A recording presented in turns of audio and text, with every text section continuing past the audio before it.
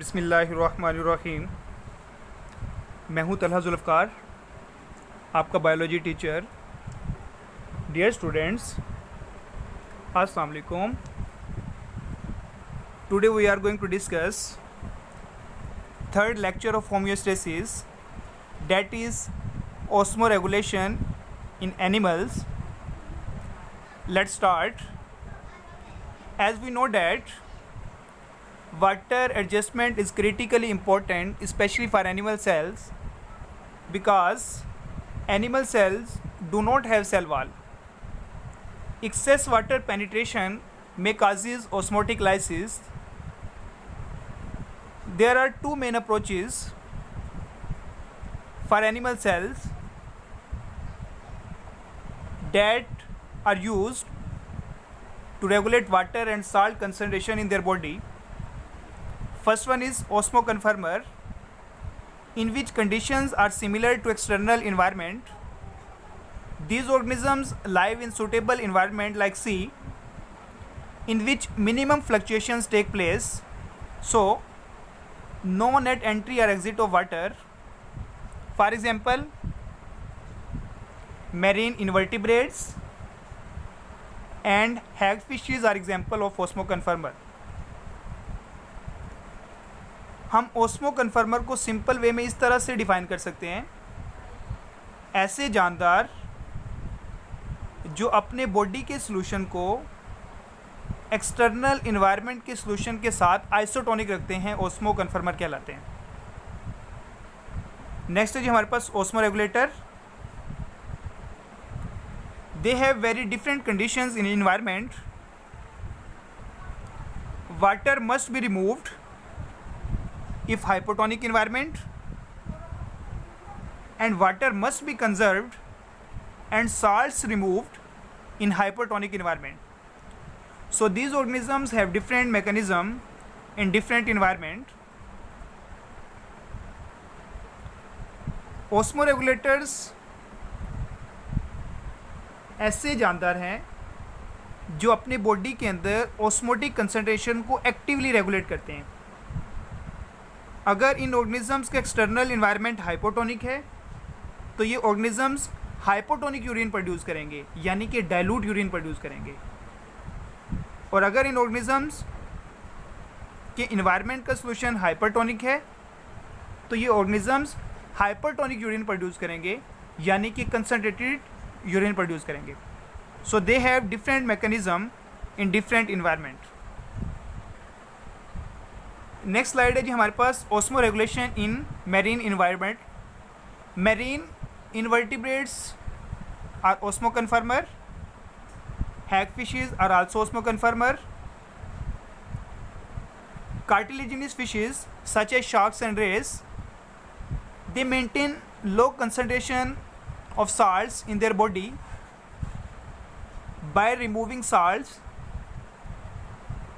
through active transport against the concentration gradient by using ATP, and they also have some salt excreting organ that is called rectal glands. Some fishes keep low salts concentration in their body, but they store urea to increase tonicity. As we know that urea is a toxic chemical, so these organisms store trimethyl amine oxide, that is called TMO, to neutralize the effect of urea.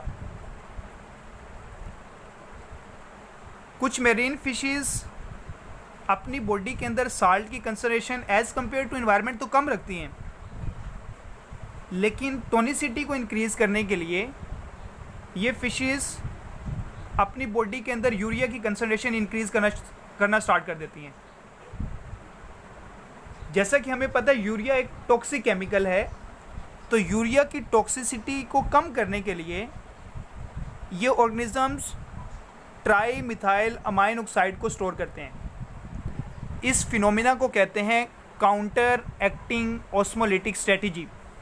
जिसके अंदर एक chemical दूसरे chemical की toxicity को reduce कर देता है, ख़त्म कर देता है, ज़ाइल कर देता है। नेक्स्ट है जी हमारे पास marine bony fishes. Marine bony fishes are evolved from fresh water fishes, so their body solution is hypotonic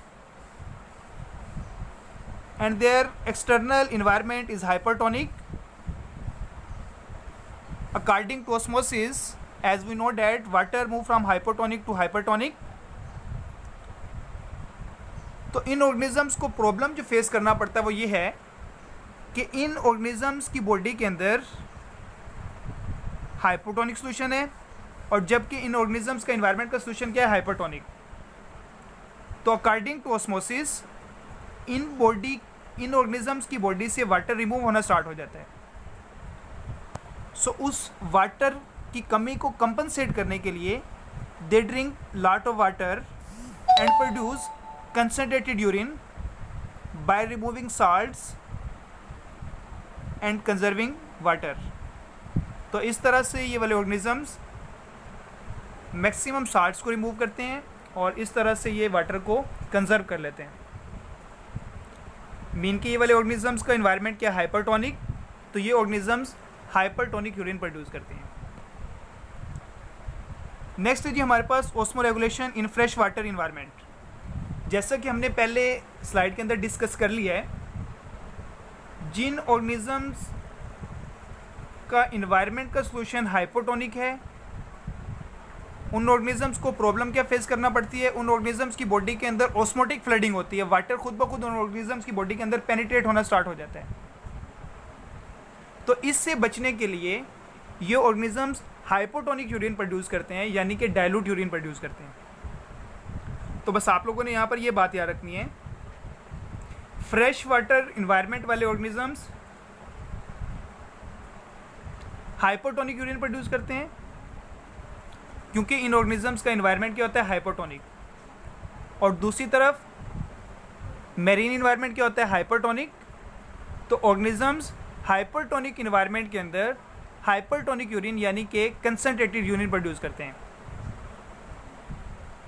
so fresh water environment, osmotic flooding of cells, too much urine, loss of salt, for example amoeba and paramecium, they have contractile vacuole. तो इन organisms के पास contractile vacuole होता है जो कि active transport के ज़रिए against the concentration gradient water को रिमूव करता है। They obtain salts from diet, they also actively uptake salts by gills and skins. जैसे कि आपको इस डायग्राम के अंदर दिखाया गया है कि these fishes do not drink fresh water, water enters in their body by osmosis. These fishes absorb salts by active transport through gills and skins and produce dilute and hypotonic urine to remove extra water from their body. Next है जी हमारे पास osmo regulation in terrestrial environment. Terrestrial environment have very dry conditions, so these organisms face so many problems. Water loss by evaporation, dehydration is a major problem in these organisms, so they have following adaptation. Their body is covered by hard cover. These organisms have waxy exoskeleton, for example in insects, that prevent from excessive dehydration. These organisms also have dead keratinized skin. They compensate water by drinking, eating moist food. They also have many behavioral adaptation. In this way, they compensate water and salt concentration in their body. Next है जी हमारे पास arthropods. जैसा कि हमें पता है जी arthropods highly advance invertebrates हैं। completely adapted terrestrial invertebrates हैं. These are highly adapted on land. Kangaroo rat, they live in desert. They never drink water. They feed on seeds that contain carbohydrates and produce water through metabolism of carbohydrates.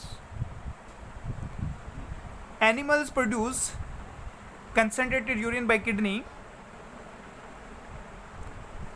and reabsorb filtered water. Next हमारा kidney का एक topic है function of nephron, functioning of kidney. उसके अंदर हम detail के अंदर पढ़ेंगे कि नेफ्रॉन के अंदर कैसे फिल्ट्रेशन होती है, फिल्ट्रेशन होने के बाद कैसे सिलेक्टिव रीअब्जॉर्प्शन होती है और कैसे ट्यूबुलर सेक्रेशन होती है. तो सिलेक्टिव रीअब्जॉर्प्शन एनिमल्स के अंदर एक इम्पॉर्टेंट फिनोमेना है जिसके ज़रिए ये मैक्सिमम वाटर को एब्जॉर्ब कर सकते हैं. नेक्स्ट है जी हमारे पास very important short question, that is anhydrobiosis. The word anhydrobiosis is derived from 3 words. First one is an, that is without, hydro mean water, biosis means state or condition. These organisms have ability to tolerate dehydration, that is state of no metabolic activity. That is very important short question. तो एनहाइड्रोबायोसिस की example में आप लोग लिखेंगे kangaroo rat जो कि desert में रहते हैं.